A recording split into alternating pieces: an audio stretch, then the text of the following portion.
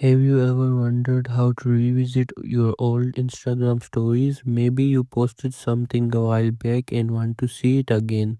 In this video, I will show you how to find and view your old Instagram story using a built-in archive button, and the steps are the same for both Android and iPhone. We will simply open the Instagram app on our phone and then make sure that you are logged into your Instagram account. We will then navigate over to our Instagram profile by tapping here.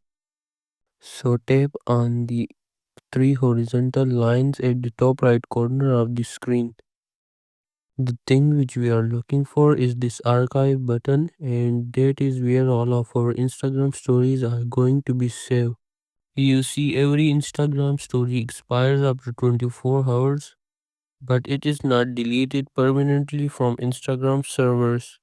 It will be automatically archived. You can see your old stories which you had posted on Instagram profile. Thanks for watching everyone, and I will see you soon.